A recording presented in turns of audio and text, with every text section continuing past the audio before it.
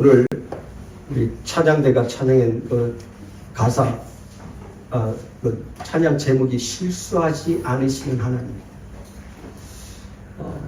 그 실수하지 아니하시는 하나님께서 우리의 인생을 이끌어 가시고 있고 또 우리의 인생을 인도하신다고 믿고 있다면 우리는 매 순간순간 하나님의 그 인도하심과 또 이끄심을 찬양하며 나아가는 자가 될 줄 믿습니다. 네. 그런데 우리의 삶이 늘 우리 눈에 보기에는 의심스럽죠. 한 치 앞도 알 수 없는 우리의 길을 누구에게 맡긴다고 하는 것이 참 두렵습니다. 아니, 눈에 보이지 않는 그 하나님께 내 인생을 맡긴다는 것을 우리가 어떻게 이해할 수가 있겠어요? 그리고 어떻게 눈에 보이지 않는 하나님께서 나의 인생길을 이끌어 가신다고 믿을 수가 있겠어요? 참 믿음이라고 하는 것은, 또 우리가 그것을 믿는다고 하는 것은 기적 중에 기적이에요. 뭐 병고침을 받는 것, 그게 기적이 아니라, 죽음의 위기에서 살아난 것이 기적이 아니라, 우리가 이렇게 멀쩡히 믿음의 길을 걸어갈 수 있다는 것 자체가 기적인 줄로 믿습니다. 그래서 우리는 항상 기적 속을 걸어가는 사람들, 기적을 경험하며 살아가는 사람이 아닌가 생각합니다. 그런 의미에서 오늘 본문 말씀에 보면 이스라엘 백성들이 이제 홍해를 건너서 모세와 함께 그 홍해에서 자신들을 건져내신 하나님의 이름을 높이고 그 하나님의 구원을 노래하는 내용이 오늘 본문의 내용입니다. 이스라엘 백성들에게 있어서 하나님의 이 구원이라고 하는 것은요, 다른 이들은 절대 경험해 보지 못했던 그런 구원입니다. 서두에 잠시 말씀드린 것처럼 어떤 위기 상황에서 나를 건져내 거기에서 구원받은 그런 정도가 아니라 이미 죽음이 확정된 그 자리에서 구원함을 얻게 되어졌던 그 놀라운 경험을 하게 된 이스라엘 백성들이 자신들을 그 죽음에서 건져내어 주신 그 하나님의 이름을 높이고 찬양하는 그 내용이 오늘 본문의 내용입니다.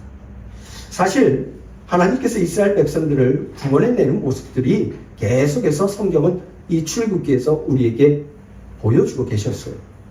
애굽의 10가지 재앙들을 통해서 하나님의 백성과 그렇지 않는 백성들을 하나님이 구별해 내시면서 하나님의 백성들을 어떻게 이끌어 가시는지를 보여주셨어요. 그런데 실상 이스라엘 백성들이 거기에 대해서 직접적으로 와닿지를 않아요. 왜? 내 몸으로 경험해 보지 않는 겁니다. 10번째 제약 장자의 죽음에서 그 어린 양의 피로 인하여서 구원함을 얻은 것에 대해서 감사해요. 야, 이거 신기한 거다, 놀라운 것이다. 내 자녀가 살아났다. 정작 나의 구원에 대해서는 별 감흥이 없습니다.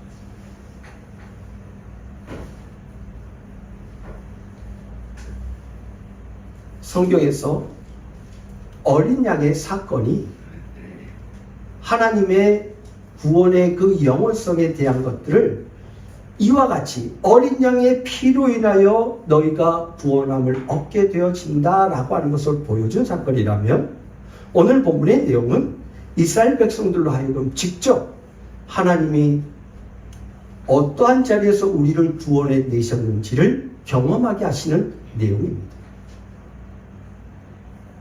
이스라엘 백성들이요, 애굽에서 나와서 하나님의 인도함을 받으면서 구름 기둥과 불 기둥으로 인도함을 받았습니다. 놀라운 기적이죠. 그것도 놀라운 경험이죠. 야, 세상에 낮에는 그 더운 광야길을 걸어가는데 구름 기둥이, 그리고 밤에는 그 광야가 춥잖아요. 밤에는 이 기온차가 심하니까. 그런데 밤에는 또 갑자기 구름 기둥은 온데간데 사라지고 불 기둥이 또 다 비춰집니다. 그리함으로 인해서 그 불기둥으로 인하여서 추위가 사라져버려요. 그래서 철저하게 낮에는 구름 기둥으로 밤에는 불 기둥으로 인도하시는 하나님의 그 인도하심 속에서 애굽에서 나와서 이제 하나님이 약속하신 그 약속의 땅으로 이제 모세가 인도하는 대로 걸어가기 시작합니다.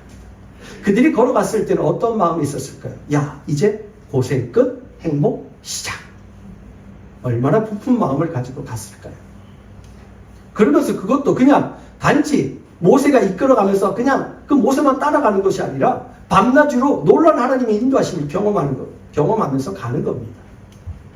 그 이스라엘 백성들에게 있어서 얼마나 마음이 부풀었을까요? 그리고 인도하는 대로 가기만 하면 분명히 그 끝에는 뭐가 있다? 행복이 있다는 걸 생각했어요.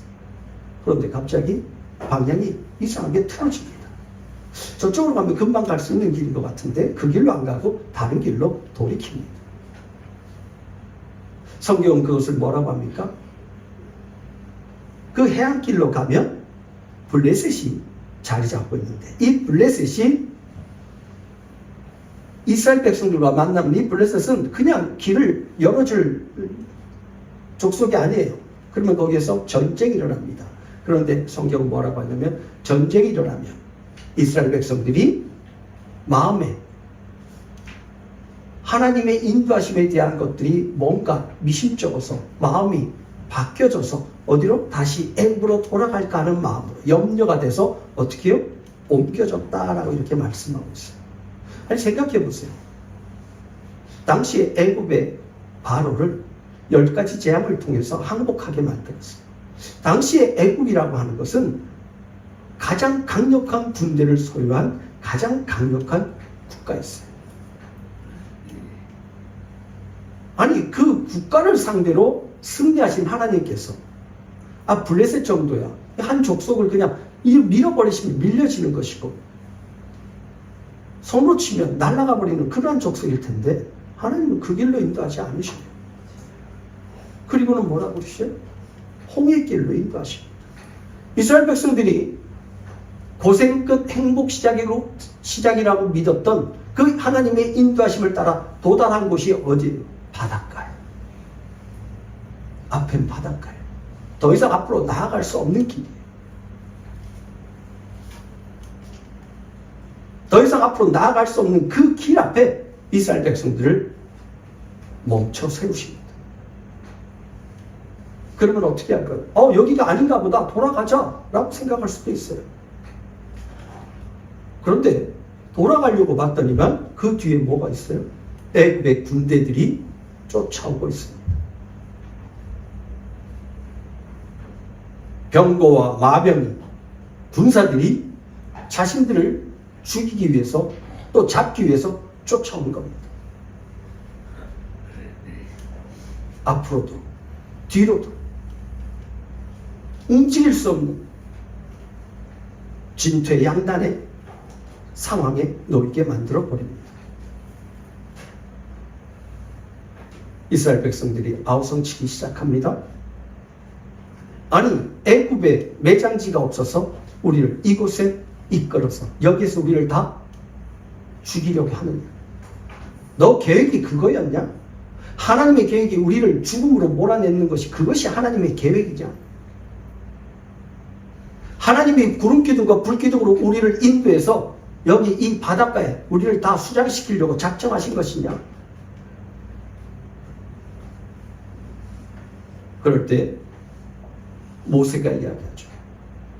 너희는 오늘 가만히 서서 너희를 구원하는 하나님의 구원을 보라.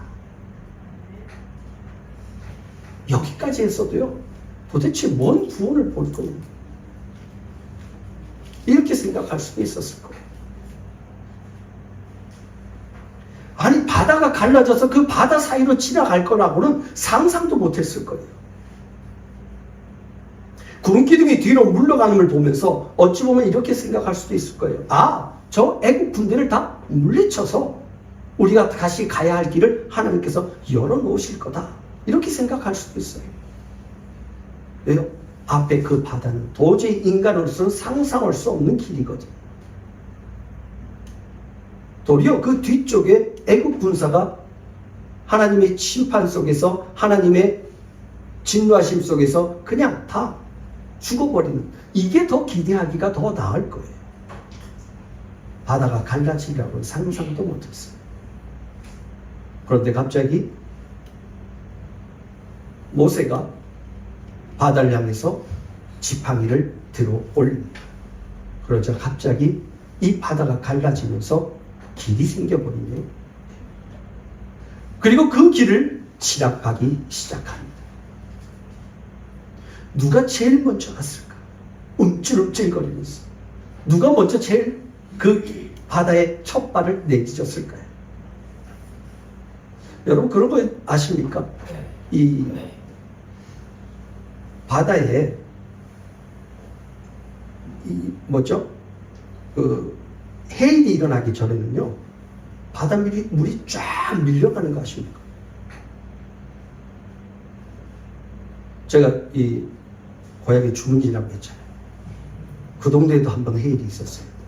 근데 놀라운 게 바다가 얼마만큼 빠지냐면요, 이 바다에 다 배가 떠 있잖아요. 근데 이 배가 다 바닥에 내려앉을 정도로 물이 빠집니다. 문어가 돌아다니는 걸 보이죠. 물이 그렇게 쫙 빠져요. 근데 어느 누구도 내려가서 문어 안 잡아요. 어느 누구도 내려가서 뭘 잡으려고 생각을 하지 않습니다. 왜요? 무언가가 느낌이 쎄한 게 있거든요. 절대 안 갑니다. 웬걸요? 잠시 후에 밀려오는데요. 물이 그냥 순식간에 쭉 올라와요. 이 수위가 순식간에 올라와요. 넘쳐나기 시작합니다. 바다는 그렇게 상상할 수 없는 곳이에요. 근데 바다를 제대로 경험해 보지 못했던 이스라엘 백성들이 바다가 쫙 갈라지고 물이 다 벽처럼 섰어요. 누가 제일 먼저 걸어갈 수 있겠어요? 겁나는데. 그런데 모세가 이야기합니다. 가라. 그 길, 하나님이 열어놓은 그 구원의 길도 믿음이 있을 때 걸어가는 거예요. 아무리 그렇게 열어놔도 의심스럽고 믿지 못하면 그 길을 들어가지를 못합니다. 바로 그 길을 하나님께서 열어서 이스라엘 백성들로 하여금 그 길을 걸어가게 합니다. 사실 그 길은요, 어찌 보면 죽음의 길이에요. 보장되어지지 않은 길이에요. 우리가 생각할 때 그 길은 자칫 잘못하면 중간쯤에 갔다가 파도가 확 물려주면 어떻게 돼요? 그거는 누구 탓도 못하고 그냥 죽는 거예요. 그걸 언제 경험하냐면 이스라엘 백성들이 다 지나간 다음에, 그 다음에 누가 쫓아와요? 애굽의 군대가 병거들이 쫓아 들어오기 시작합니다. 그런데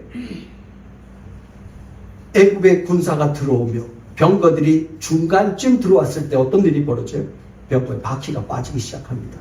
바퀴에 문제가 생기기 시작합니다. 앞뒤로 병거의 바퀴가 부서지고 빠지고 문제가 생기기 시작하니까 오도 가도 못합니다. 우왕좌왕하는 가운데 어떻게 해요? 이스라엘 백성들이 다 지나자 바다의 힘이 회복되어져서 덮어버립니다. 그 모습을 보았을 때 이스라엘 백성들이 어땠을까요? 야, 죽을 뻔했구나. 우리가 저기를 어떻게 건너왔지? 우리가 저기를 어떻게 건너왔어? 무슨 생각으로 우리가 저기를 건너온 거야? 무슨 배짱으로? 우리가 조금만 늦었어도 저렇게 바다에서 다 수장될 뻔했는데 우리가 어떻게 왔지? 오늘 모세와 이스라엘 백성들이 노래한 것이 그거였어요. 그걸 본 거였어요. 자신들이 걸어왔던 그 길이 정상적인 길이 아니라 비정상적인 길이에요. 기적의 길이었어요. 우리가 걸어갔던 그 길은 사실은 생명의 길이 아니라 죽음의 길이었어요. 그런데 그 죽음의 길에 하나님이 보호하셨어요. 그 장벽을 붙잡고 계셔서 그 죽음의 길을 지나갔다는 거예요. 그걸 언제 경험해요? 하나님의 보호하심을 놓아버리자. 하나님의 인도하심을 놓아버리자. 하나님의 보호하심의 그 손을 내려버리자. 어떻게 돼요? 죽음의 길로 바뀌어버린 거예요. 죽음이 되어버린 거예요. 그러니까 이스라엘 백성들은 뭘 경험한 거예요? 죽음을 경험한 거예요. 단순히 죽음의 위기에서 죽을 뻔했는데 이 정도가 아니에요. 우리는 거기에서 죽어야 되는 거였구나. 원래가 우리도 역시 저 애국 군사들과 같이 똑같이 죽어야 되는 게 정상이었구나. 그런데 하나님의 긍휼과 하나님의 은혜로 인해서 우리가 살아난 자가 되었구나. 내가 이렇게 살아난 것은 내 힘과 내 능력이 아니라 철저하게 하나님의 구원의 은혜였구나 라고 하는 것을 경험하게 되어진 거예요. 만약 블레셋과의 싸움에서 하나님께서 블레셋을 그냥 물리쳐버렸다면 이스라엘 백성들은 무슨 생각했을까요? 야, 역시 하나님이시네. 하나님이 우리를 평탄한 길로 인도하시고 하나님이 우리가 원하는 길, 우리가 바라는 것들을 다 이루어주시는 하나님이시구나. 우리 앞에 내가 불편하게 여기는 그 모든 대적들은 다 물리쳐 주시는 그런 하나님이구나. 그렇다면 어떻게 해요? 구원의 하나님에 대해서는 경험하지 못합니다. 죽음에서 나를 구원해 주신 그 구원의 하나님에 대해서는 경험하지 못하고 어떤 하나님? 내 육체의 필요를 채우시는 하나님. 내 삶의 어려움만을 도와주시는 하나님. 이러한 하나님 정도로만 경험했을 겁니다. 그런데 하나님께서는 이스라엘 백성들의 구원을 그러한 모습으로 보여주고 싶은 것이 아니었어요. 하나님의 구원이 무엇인가를 깨닫게 하기 위해서 하나님이 이스라엘 백성들을 바다로 돌리신 겁니다. 그리고 그 바다가 무언가를 깨닫게 하신 겁니다. 야, 이게 죽음이었구나. 우리가 구원받은 것은 죽음에서부터 구원받은 거였구나.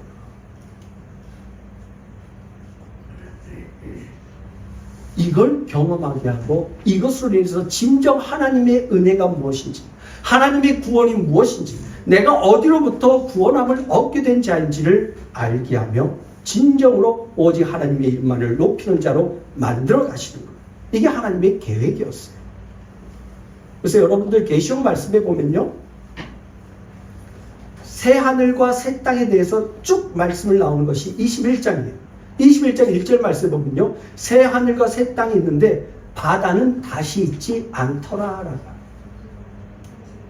그리고 21장 위쪽에 20장 보면요, 바다가 죽은 자들을 다 내어놓는 모습이 나옵니다. 하나님의 심판을 위해서 바다가 죽은 자들을 다 내어놓는다고 이렇게 표현을 합니다. 그게 뭐예요? 바다는 죽음을 의미해요. 그런데 새 하늘과 새 땅에서는 뭐가 없다는 거예요? 바다가 없다는 것은 죽음이 없다는 거예요. 그런데 오늘 이 바다에서 들어갔다가 이스라엘 백성들이 나온 거예요. 이것은 하나님이 죽음에서 이스라엘 백성들을 구원했다라고 하는 것을 말씀하고 있는 거예요. 그러니까 어린 양의 그 피 사건, 애굽의 10번째 재앙에서의 애굽의 피 사건에서는 너희들의 구원이 어린 양의 구원하심 속에서 너희들이 구원함을 받는 거야 라고 하는 것을 깨닫게 했다면, 바로 이 바다에서, 홍해에서 하나님이 건져내어준 이스라엘 백성들을 건져내어주는 바로 이 구원의 사건을 통해서 너희들이 어디로부터 구원함을 얻게 되었는지를 실질적으로 경험하게 하는 거예요. 그 이스라엘 백성들은요, 하나님의 어린 양의 그 보혈로 인해서 우리가 구원함을 얻는데, 우리는 원래 어떤 존재였느냐? 그 바다 속에 잠겨져 있는, 즉 죽음이라고 하는 곳에 머물러 있는 바로 우리가 어린 양의 보혈로 인하여서 구원함을 받을 수 있는 존재가 되었다고 하는 것을 깨닫게 되어지는 겁니다. 그리고 그 과정은 나의 힘과 나의 능력으로 되어지는 것이 아니었다고 하는 것을 알게 되어집니다. 왜요? 바다를 갈라지는 거예요. 죽음이 갈라지고 그 속에 뭐예요? 마른 땅이 나타나는 겁니다.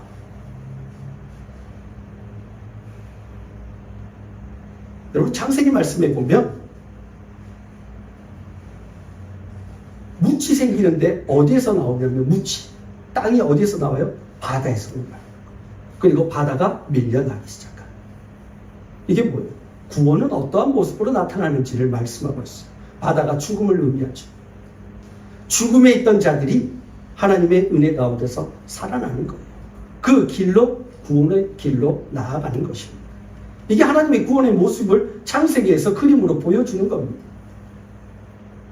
오늘 모습에서 동일하게 바다가 갈라지면서 마른 땅이 생기기 시작합니다. 그리고 그 마른 땅을 향해서 어떻게 해요? 이스라엘 백성들이 구원의 길로 걸어 나갑니다.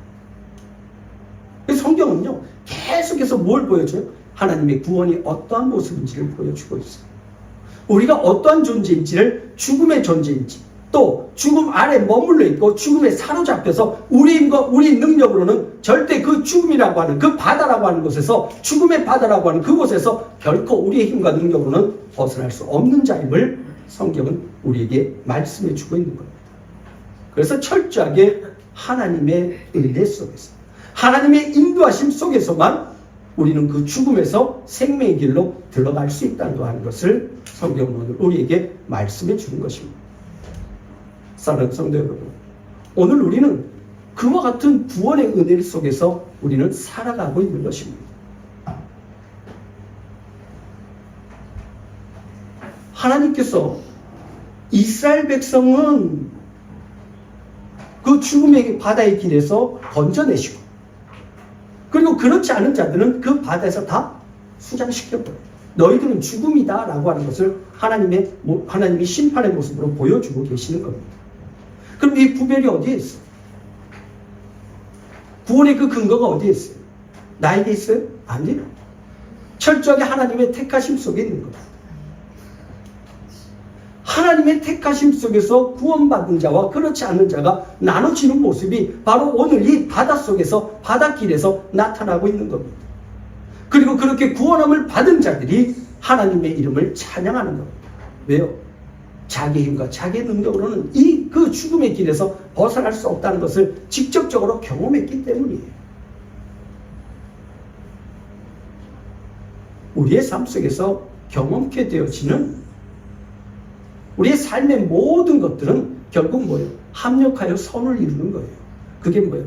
합력하여 선을 이룬 다음에 우리는 늘 무슨 생각해요? 어렵고 힘든 일을 잘 견뎌나가면 이 모든 일들을 통해서 나에게 좋은 걸 줄 거야.